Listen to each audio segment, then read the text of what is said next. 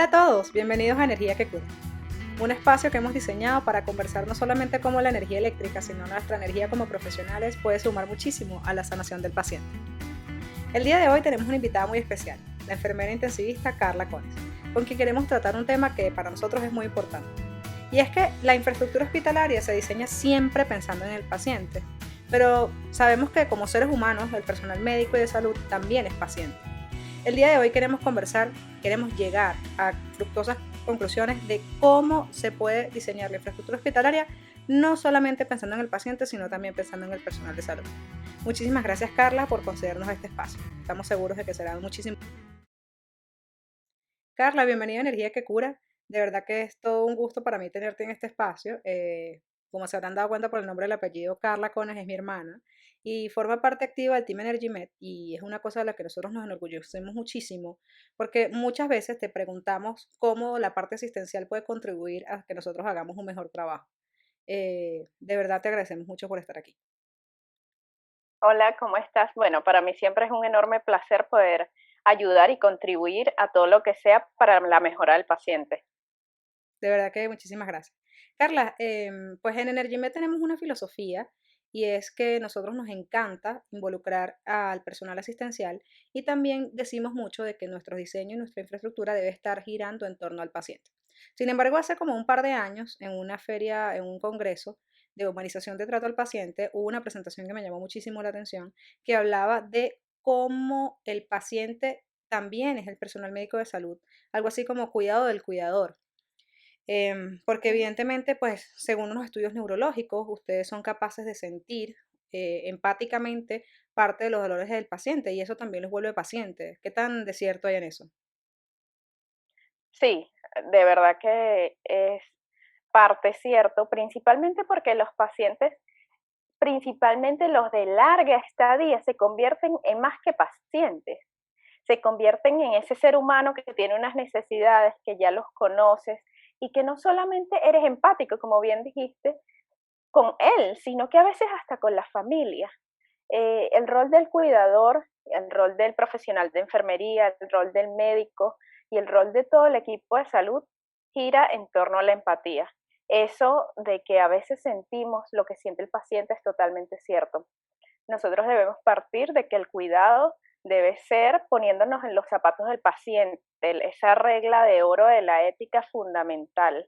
Así que basado en esto, definitivamente sí. Eh, Sentimos cada una de las emociones a veces del paciente, a veces con las miradas, con ese apretón de manos que a veces no nos hablan, pero con ese apretón de manos sabemos si tiene dolor o si se siente mal. Así que es importantísimo ver y conocer al paciente no solo desde el punto de vista de la patología que manejamos, sino desde lo que en realidad siente. De verdad que a mí me parece muy, muy, muy importante ese tema. Yo estuve investigando muchísimo, porque eso tiene una terminología que se llama fatiga por compasión. Básicamente parece que las neuronas espejo les juegan a ustedes eh, a favor, incluso creo yo, porque ese factor humano y esa humanización que se viene promoviendo hace muchísimo en la mejora de la metodología en el trato al paciente, pues en definitiva hace que no sea un robot, ¿sí? Un robot médico, un robot enfermera, el que esté atendiendo al paciente. Em, Mira, nosotros en ese tema de que pensamos en el paciente para diseñar toda la infraestructura, yo a veces siento que pues ustedes siempre los queremos involucrar para que nosotros hagamos un mejor trabajo, pero tú como personal de salud sientes que el diseño de la infraestructura hospitalaria, digamos que tiene en cuenta esa condición de vulnerabilidad humana del personal de salud al momento de que se diseñe y se construye la infraestructura hospitalaria. Sí, de cierta manera sí tiene algo que ver o un rol. El personal de salud siempre va a tener un rol en esa infraestructura que se va a diseñar. El tema acá es que no solamente toma en cuenta a los directivos, por ejemplo, o al personal directivo médico, el personal directivo de enfermería, sino que debe tomar en cuenta a los que realmente estamos en el campo de batalla, a los que realmente estamos con el paciente. Porque no solamente un diseño de infraestructura a grandes rasgos, no solamente son las paredes, no solamente es lo que generalmente se ve, yo creo que infraestructura va mucho más allá, va en detalle, va ese lavamanos que debe funcionar, esos enchufes que deben estar a disposición para los que nosotros que estamos realmente con el paciente se lleve a cabo un trabajo en equipo donde el paciente sea el beneficiado. Nosotros no podemos tener una infraestructura que no sea funcional para el personal de salud que atiende. Sí, eso es un trabajo que honestamente cuesta mucho. Hace un poco más de un año, yo tuve la oportunidad de conversar en un congreso de la Fundación Carta Infantil sobre, se trataba algo de la sinergia, ¿no? De cómo nosotros todos los que actuamos en la infraestructura tenemos que ser partes del proceso y de compenetrarnos. Pero yo tengo una inquietud que yo la manifiesto mucho, porque por ejemplo, si nosotros les enviamos los planos eléctricos a la arquitectura, pues la arquitectura sabe leer mi plano medianamente, ¿sí? Sin embargo, yo lo que considero es que a veces para el personal de salud que está acostumbrado a ver otro tipo de material o otro tipo de información, enviarles el plano es insuficiente. Ustedes pareciera que no supieran leer esa información. ¿Qué consideras tú que podríamos hacer todos los que actuamos del lado tras bambalinas, en esas paredes y en lo que está en su interior, para que ustedes como personal de salud puedan comprender mejor las propuestas técnicas que nosotros tenemos, de forma de que sea más fácil para ustedes interactuar y darnos buenas y asertivas recomendaciones? Sí, mira, como efectivamente lo estás diciendo, a mí tú me colocas un plano y no sé absolutamente de nada. Nada de lo que me estás diciendo. Es como si yo a ustedes les hablara de la patología del paciente y cuáles son los cuidados que yo voy a hacer. No nos vamos a entender, pero el punto eh, básico acá sería la comunicación. Si tú me entregas un plano, es como cuando tú vas a una consulta médica y te dicen que tienes que hacer algo o tomarte cuál medicación. Cuando te explican por qué, te lo explican en una terminología sencilla, básica, que tú puedas entender. Eso mismo que hace el equipo de salud con los pacientes, que tú también puedes ser paciente, cualquier persona puede ser paciente, ustedes podrían hacerlo con nosotros. Si me Ok. entregas el plano y no me das explicaciones, voy a tener un papel con un montón de gráficos que no voy a saber interpretar.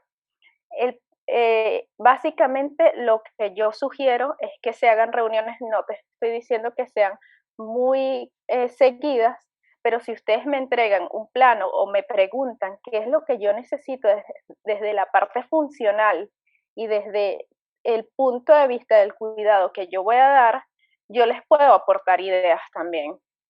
La comunicación es básica, básica en este sentido.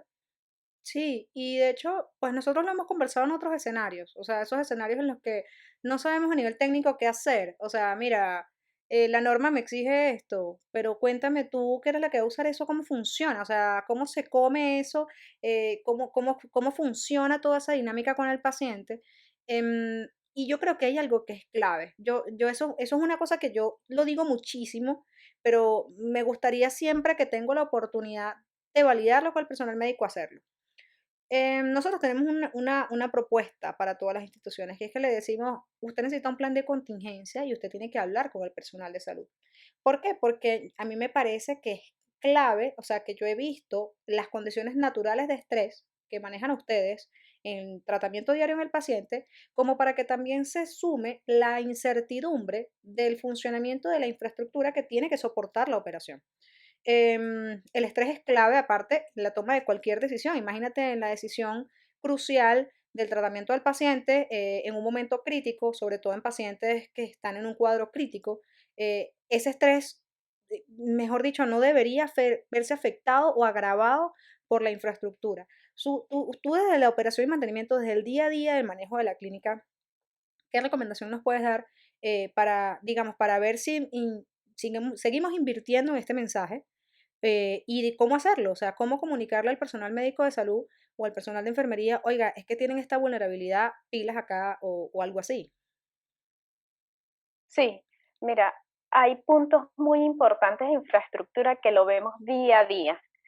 En mi día a día yo digo, bueno, aparte de que ya yo estoy un poco empapada de toda esta situación de infraestructura por EnergyMed, estoy viendo cada detalle desde el punto de vista de infraestructura. y hemos hablado internamente de por qué están pasando estas cosas o cómo se podrían solucionar. Pero si no entrevistas al personal de salud en el momento crítico, no vas a poder solucionar. Nosotros hemos tenido emergencias y lo que dices es bien cierto. Hay un punto de estrés en el que se tiene que tomar una decisión en el momento preciso. Eso quiere decir que yo no puedo esperar ni siquiera 5 minutos, que parece un tiempo corto, ni 3 minutos, ni un minuto en pensar cómo voy a hacer las cosas. Sencillamente yo tengo que focalizarme en el paciente, cómo lo vamos a salvar, si es de salvar una vida o cómo vamos a actuar.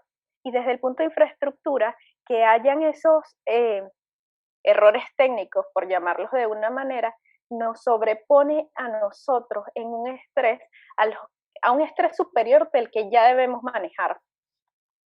Yo pienso que la infraestructura hospitalaria no debe ser un causante de estrés o sobreestrés para los que trabajamos en un área crítica.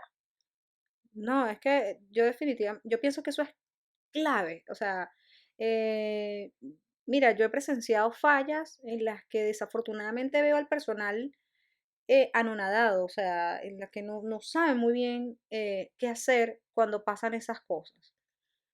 Ahorita me quedó sonando, nosotros siempre hemos tenido esa filosofía, la verdad es que me siento muy tranquila en este momento cuando me dices, no, mira, a mí sí me interesa que me traigas información técnica en un lenguaje que yo pueda entender.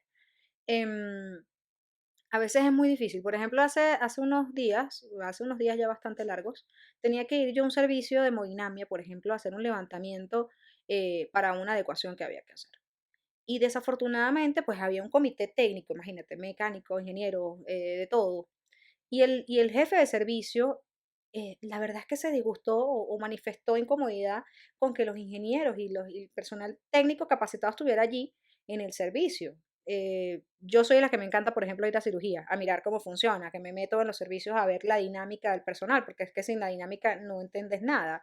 Pero ¿hay algún formato, o sea, más allá de esas breves reuniones, para consultarles o para manifestarles a ustedes, hay algún formato que tú consideres que puede ser más fácil de transmitirle ese mensaje desde la planificación de infraestructura hacia el personal de salud?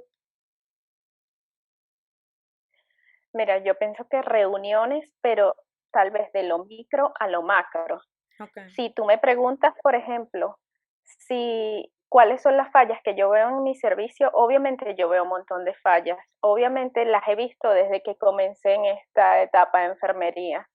Siempre hay fallas, pero las solucionamos desde lo micro a lo macro. Por ejemplo, yo conversando con mi supervisor, diciéndole qué me pasa.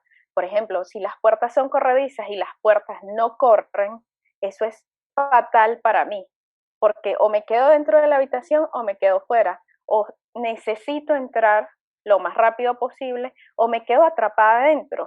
ok. Sí, Entonces claro. lo vemos desde ese punto, o conexiones eléctricas que no tenemos a nuestro alcance, o conexiones que no nos sirven, o desde la distribución del área limpia al área sucia.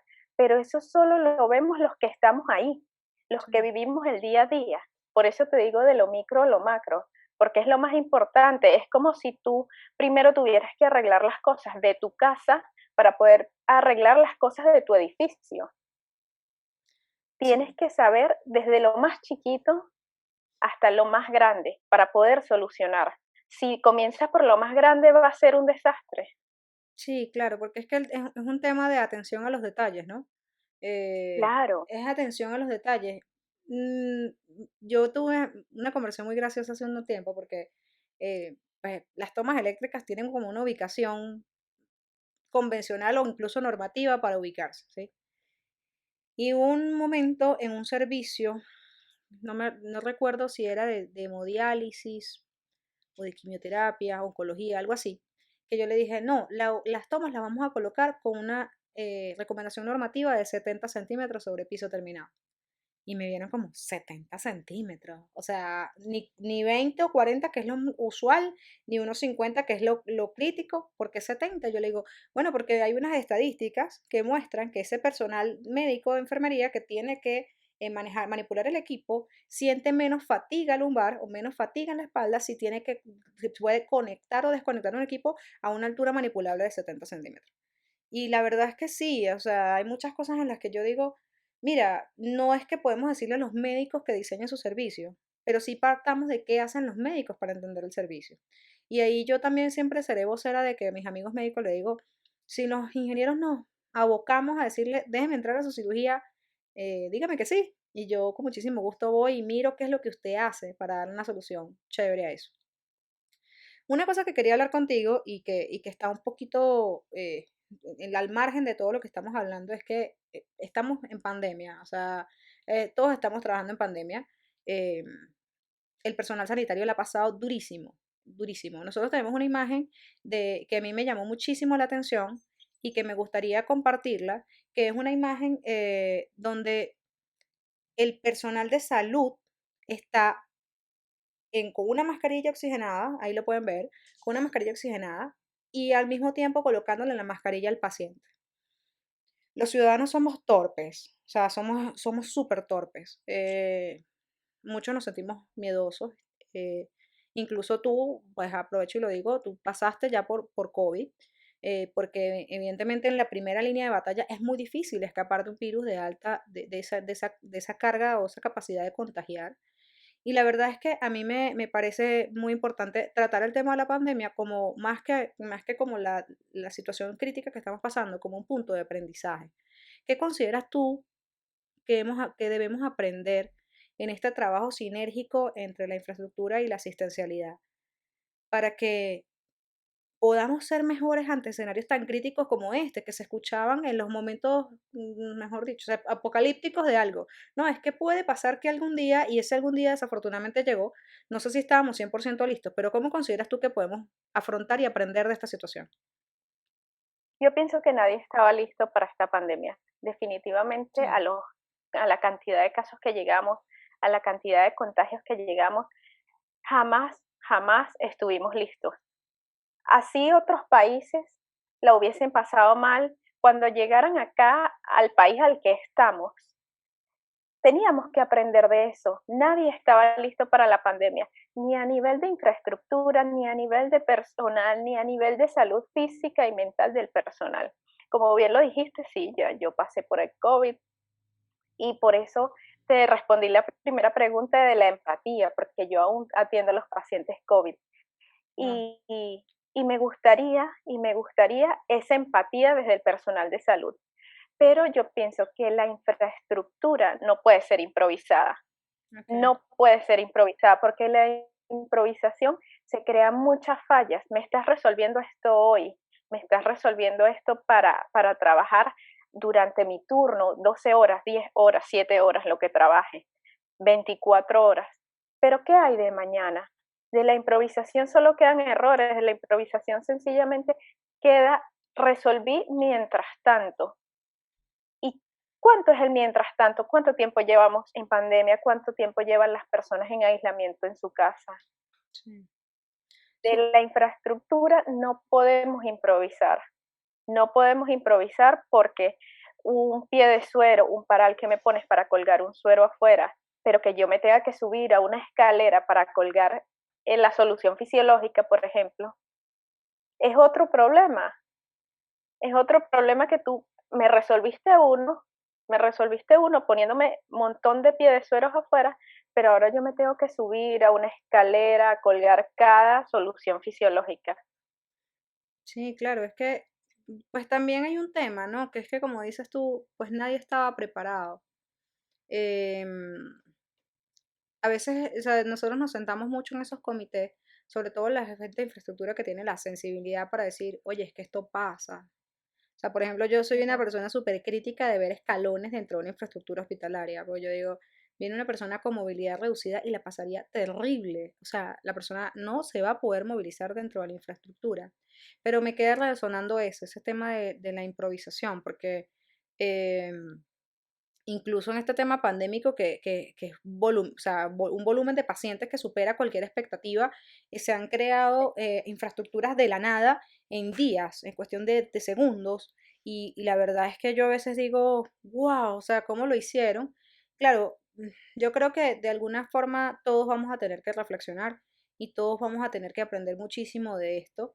De verdad que, o sea, siendo mi hermana y estando en contacto permanente contigo, veo reflejado en ti ese personal médico que está desesperado por ayudar a muchas otras personas y de verdad que yo les agradezco. En todo el personal le digo, de verdad gracias, cuídate mucho, en lo que te podamos ayudar, gracias. Carla, ya estamos por finalizar este ciclo, no sé si quieres dejarnos alguna reflexión o algún comentario adicional. Sí, lo que quería decir era que decimos que es el equipo de salud, pero muchas veces decimos equipo de salud y ¿a quién incluyes? Incluyes solamente médicos, enfermeras, fisioterapeutas, pero la infraestructura a mí también me parece que es equipo de salud, porque desde la primera piedra que se pone para crear esa clínica o ese hospital que va a atender al paciente, ahí comienza el equipo de salud, desde el personal de limpieza, desde el arquitecto, absolutamente todos construimos un equipo de salud, no solamente los que estamos en el campo de batalla o en la primera fila ahora en la pandemia, todos, absolutamente todos somos importantes para construir la verdadera solución al paciente, que muchas veces puede ser paciente, puede ser desconocido, que después creemos algún tipo de empatía, pero ¿qué tal si es algún familiar? ¿Qué tal si seamos nosotros mismos? ¿Cómo nos gustaría que fuera esa infraestructura? ¿Cómo nos gustaría que fuera ese cuidado que nos dan? Yo pienso que a partir de ahí es que hay que tomar las decisiones para poder tener un mejor cuidado. De verdad que muchísimas gracias por la participación. A mí estas conversaciones con personal de la salud, la verdad es que me nutre y gracias por sumar energía que cura porque en definitiva no solamente la electricidad es capaz de ser energía, sino la energía que como humanos le podemos sumar al tema. Muchísimas gracias, Carla, por Así. acompañarnos. Gracias por acompañarnos en este capítulo de Energía que Cura. Síguenos en todas nuestras redes sociales. Yo soy Eli Cones y pronto estaremos compartiendo muchísima más información que nos pueda ayudar a construir mejores centros de salud para la atención de sus pacientes.